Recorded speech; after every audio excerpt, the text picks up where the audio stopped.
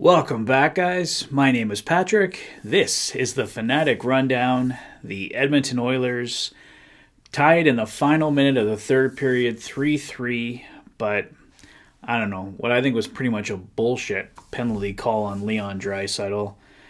Yeah, he tripped Caleb Jones, but I thought it was a borderline call to be called in overtime.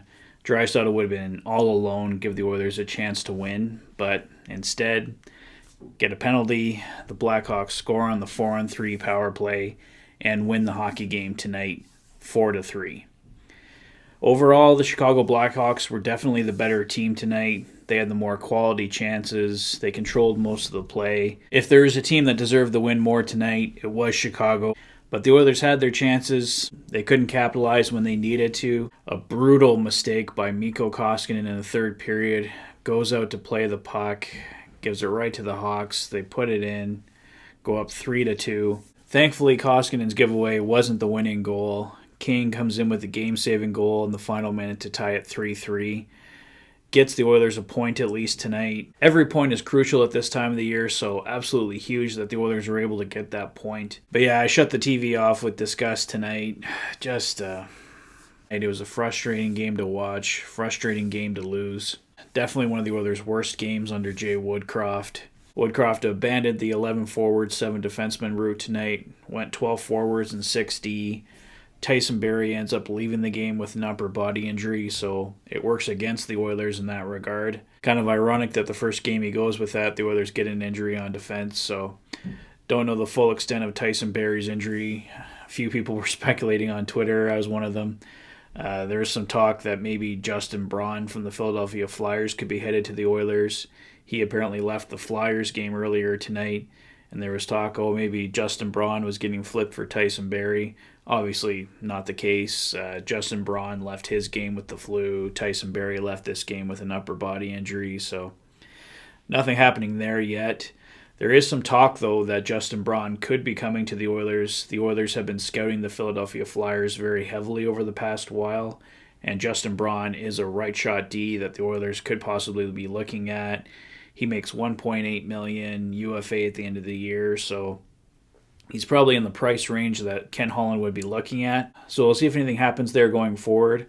I'm going to do a little video on Justin Braun, probably get that up this weekend for you guys, just taking a quick look at him. See if it'd actually be a good fit for the Oilers, just what the Oilers could possibly move to acquire Braun. So it looks like there might be some legs to that rumor. So like I said, you can look forward to that this weekend. I'll get that up for you guys. Back to tonight, though. Basically, it was the Oilers' top guys, I think, that looked good. I'm going to give my player of the game tonight to Evander Kane. He scored the Oilers' second and third goal tonight. The huge goal that gave the Oilers a point. So great game by Kane. 2 huge goals. He's my player of the game tonight. My play of the game tonight, I'm going to give to Leon Draisaitl. Beautiful feed over to Evander Kane for the tying goal. They tied it 2-2 at that point. Amazing play by Draisaitl. Like I said, the top guys were on tonight for the Oilers, but unfortunately it was really only the top guys that were on. The rest of the lineup really struggled, and it definitely cost the Oilers tonight. Mikko Koskinen overall, I thought was good, but it's hard to overlook that brutal play that gave the Hawks a 3-2 lead. Could have been a different hockey game, right? It was just Koskinen can't make that play. We've all been really in his corner lately. I've really loved what I've seen from Koskinen, but just when you see that play and see the Hawks score, it's just, Koskinen, what are you doing? But he did make a lot of big saves tonight, so I'm definitely not going to pin this whole loss on him. The majority of the team did not show up, did not play well, and this is a team loss. This isn't on Mikko Koskinen. The power play, it did get them a goal tonight, but oh man, does it continue to struggle without Ryan Nugent-Hopkins. I mean, really, the power play hasn't been the same since almost the fall. Like, the Oilers had that terrible December, pretty much November since the power play's been really good for the Oilers. It does get them the odd goal here and there, but I'd say, probably overall since November, the power play has really struggled, so I don't know how the Oilers are going to figure that one out. Obviously, when they get Ryan Nugent-Hopkins back, that will be a huge piece. He really makes that power play click, so hopefully we can get Nuge back sooner rather than later for everything Nuge does.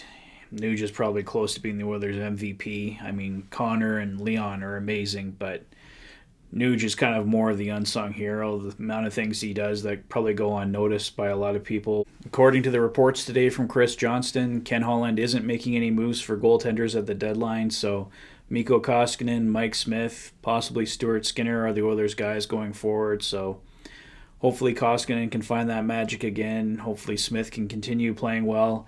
I'm sure Smith is going to get the start on Montreal on Saturday. The Oilers cannot take Montreal lightly. They've been playing extremely well lately. They beat Calgary in OT tonight.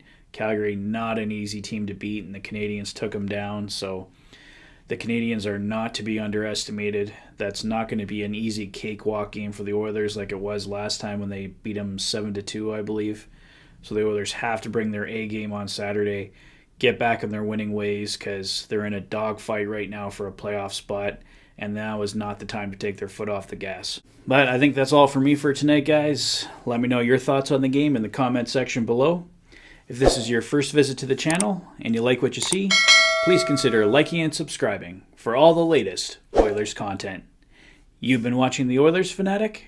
Thanks for being a fan. Have a great evening, guys, and I'll see you soon. Take care.